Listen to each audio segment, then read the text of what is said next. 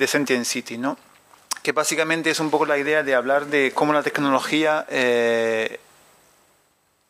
cómo podemos usar la tecnología para generar ciudades más humanas. Seguramente habréis oído hablar también del concepto de Smart City,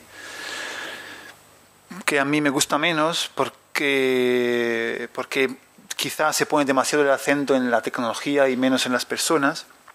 Pero bueno, da igual si queremos usar ese término. Lo importante es que sabemos de qué estamos hablando, ¿no? Y de hecho la pregunta fundamental es esta, ¿vale? Pero ¿por qué la tecnología? Entonces, fundamentalmente porque la tecnología nos ayuda a comunicar y compartir de una forma más rápida y sencilla. Es decir, que lo que está ocurriendo básicamente gracias a Internet es que podemos compartir información de una forma mucho más potente, ¿no?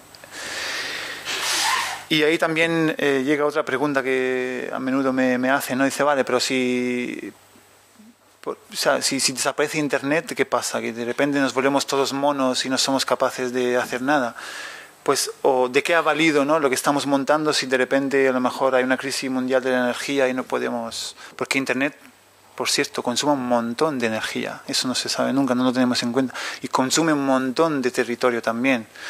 Los data centers, que algunos están enterrados en los océanos o en Islandia o donde sea para que se puedan refrigerar con el menor coste posible, son enormes, ¿no? Consumen espacio, entonces eso hay que entenderlo, ¿no? Pero ¿por qué es importante y qué pasaría si desaparecieran? Yo creo que si no nos volveríamos unos monos y seguiríamos compartiendo tal como lo estamos haciendo ahora. Y me voy a explicar mejor. Creo que durante muchos años muchos ya sospechábamos que compartir y colaborar es positivo para la sociedad. La tecnología nos ha permitido experimentar esto de una forma más rápida y eficaz. Es decir, ejemplos incluso naif como Wikipedia o otros tipos de proyectos nos han hecho ver que de repente colaborando podemos generar productos y proyectos que son igual o incluso mejor de eficaces que proyectos desarrollados de una forma mucho más jerárquica, como todas las enciclopedias existentes, ¿no? Pero lo más importante de todo esto es que es la educación. Como os decía, también a mí me interesa mucho todo el tema del aprendizaje, entender cuáles son los nuevos modelos de aprendizaje y cómo cambia el hecho de aprender juntos. Entonces, lo que está ocurriendo con Internet es eso, que estamos entendiendo que cuando tú experimentas las bondades del compartir, es algo que luego haces también presencialmente. Es decir, vuelvo a lo de antes, la separación entre digital y presencial es, creo, una visión que tiene que ver con el pasado. Es decir, la realidad es una y entonces este es un modelo que cuando lo experimentamos podemos de alguna manera ver los beneficios en el día a día, ¿no? No es un mundo paralelo que no existe actualmente. Entonces esto tiene que ver con que somos todos prosumers, básicamente lo comentaba antes, ¿no? Entonces no somos simplemente productores y consumidores en diferentes contextos, sino que hacemos las dos cosas juntos, ¿no? Todas las veces que subimos un vídeo a YouTube, todas las veces que miramos un vídeo en YouTube, todas las veces que ponemos algo en Twitter y en Facebook, somos prosumers. Ciertamente hay un montón de contenidos frívolo y ciertamente nos estamos volviendo mucho más hedonistas. ¿Se dice en español? Sí. Pero también estamos conociendo un poco más a nuestros amigos y a nosotros mismos. Y yo os invitaría a proyectaros en esa idea de lo digital más allá del Facebook y del Twitter. Es decir, que nosotros tenemos ahora mismo un esquema mental a menudo que tiene que ver con que lo digital o las redes sociales son una cuenta en estas redes. Sin embargo, vuelvo al tema de antes, es más bien una actitud que nos lleva cada vez más a expresar algo que tiene que ver con nosotros y con lo que nos rodea. Ciertamente, repito, tiene una parte muy hedonística en eso, pero por lo menos estamos desplazando la mirada de la televisión a otra cosa que somos nosotros mismos. Entonces, ahora está ahí el juego. ¿Cómo evolucionará la sociedad? Si somos más inteligentes, ese hedonismo se transformará en una inteligencia cada vez más, una inteligencia colectiva cada vez más interesante. Y esta es mi visión. No nos volveremos unos egoístas, como en muchos casos se describe incluso la generación de los millennials o de los nativos digitales, ¿no? Es decir, que lo importante es que, a ver cómo lo explico esto también, en realidad en todo lo que comentaba antes también del mundo del trabajo, de la profesionalización, de la especialización, nosotros tenemos todo un esquema mental de cómo vivimos que está muy marcado por una serie de informaciones y esquemas que digamos que los medios de comunicación de masa nos proponen. Os hago un ejemplo. Yo soy italiano y me fui de Erasmus a París. Cuando llegué a París y empecé a ver las primeras veces los telediarios, noté una cosa muy extraña y creo que no os vais a imaginar nunca no os vais a imaginar lo que era. Es decir, vi la primera vez el telediario y digo, esto es extraño. La segunda vez, la tercera vez, y luego digo, hostia, ya sé lo que es. El Papa no salía en el telediario. Y digo, pero el Papa, es súper importante el Papa, ¿por qué no sale? Entonces, en Italia, tú ves el Papa todos los días. Es así. Entonces, el Papa está en tu cabeza todos los días. Entonces, creas o no en Dios o eres católico o no. Entonces, pero para los franceses el Papa cuenta casi cero, ¿no? Entonces, y no salía en los telediarios, ¿no? Entonces, eso marca un ritmo. Es decir, es machacante, es decir, todos los días el Papa, el Papa, el Papa. En Francia no. Y en Francia noté una cosa extrañísima, que era que los telediarios de la tarde dedicaban un espacio de 20 minutos a un pequeño documental de personas cualquiera.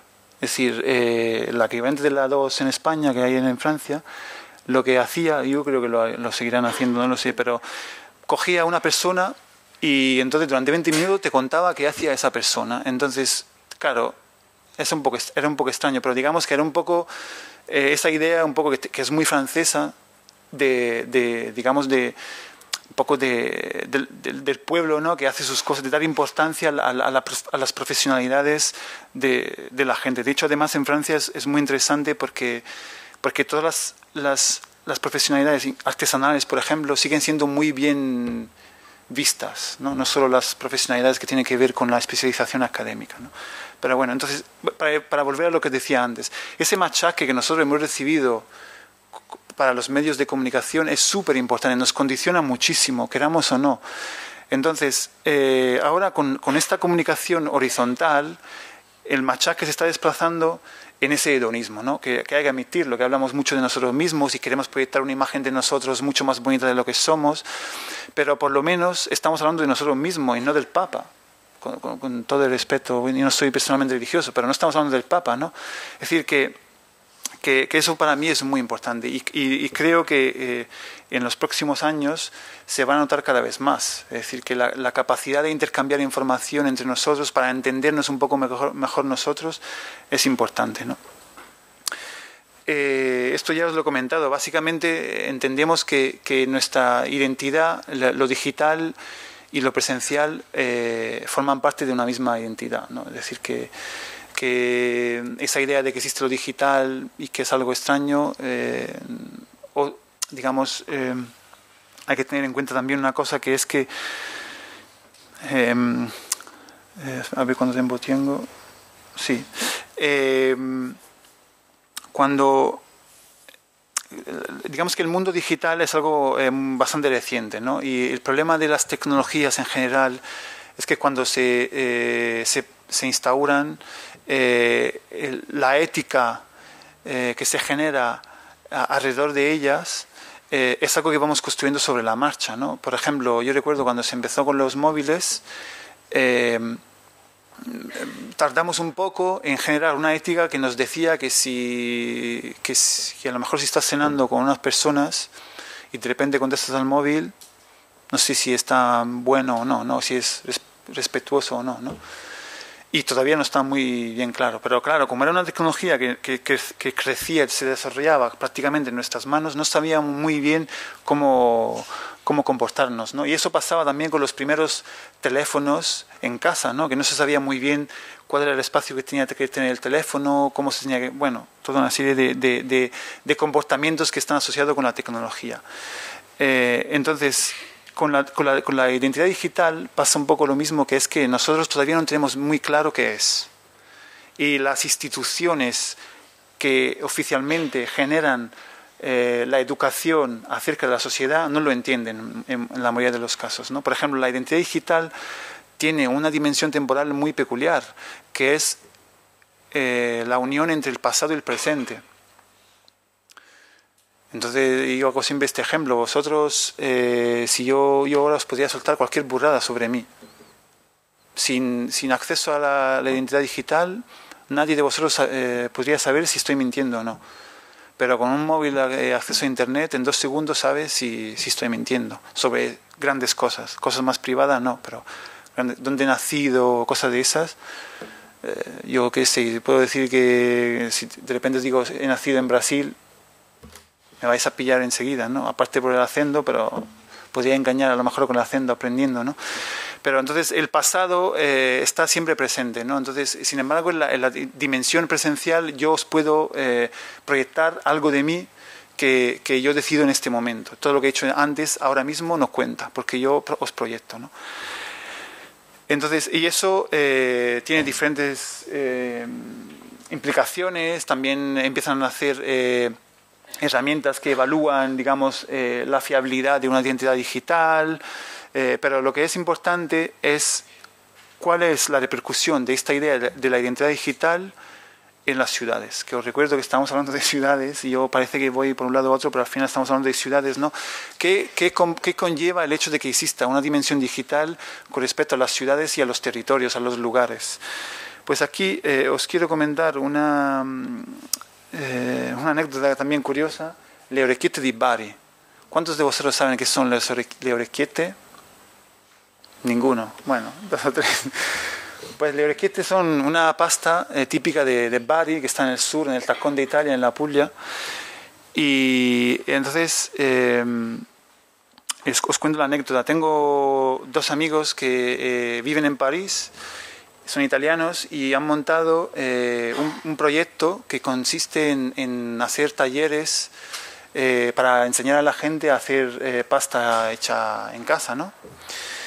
Y entonces ellos aprendieron a hacer le orecchiette gracias a esta señora y gracias a este vídeo en concreto en YouTube. Esta señora vive en Bari, que es la ciudad donde se hace donde nace este tipo de pasta. Y este verano, es decir, el verano pasado, con ellos hicimos una vuelta por el sur de Italia y claramente fuimos a Bari. Entonces, cuando fuimos a Bari, al primer lugar al que hemos ido ha sido la calle, porque básicamente estas señoras lo que hacen, hay una calle en Bari donde se ponen justamente en la calle haciendo la pasta y la venden al momento. Y en este vídeo se veía, ¿no? Entonces nosotros, ahí al ir a Bari, pues directos ahí, sin pensarlo. Es decir, vamos a conocer a estas señoras porque además ellos están muy agradecidos porque aprendieron a hacer orecchiette gracias a este vídeo, ¿no? Y bueno, fuimos, les dieron las gracias, compramos la pasta. Entonces, ¿cuál es el tema aquí? Es decir, que la identidad de esta calle ha adquirido una dimensión completamente nueva, gracias a las nuevas tecnologías, gracias a una identidad digital. Es decir, cualquier espacio tiene su propia identidad digital, no solo nosotros las personas, sino los espacios. Y entonces nosotros, cuando hemos ido a Bari, no hemos ido a ver la Catedral de San Nicola o otro tipo de historias, ¿no? Hemos ido primero a conocer este espacio y lo que es muy interesante, las personas que habitan ese espacio. La relación social y el espacio está muy, muy presente, ¿no? Porque son las personas que han hecho este vídeo que viven en ese espacio, ¿no? Entonces, eso es muy importante porque vemos la importancia que tiene la identidad digital en la construcción de una identidad local. Y esto, ¿qué tiene que ver? Cuando hablamos de ciudades del futuro, de Shareable City, del compartir, todo esto, básicamente tiene que ver con qué es una ciudad y qué es vuestro barrio, ¿no? ¿Cuál es la identidad de vuestro barrio? ¿Cuál es la identidad local del espacio que habitamos? ¿Quién lo construye, no? Antes hablábamos de la historia.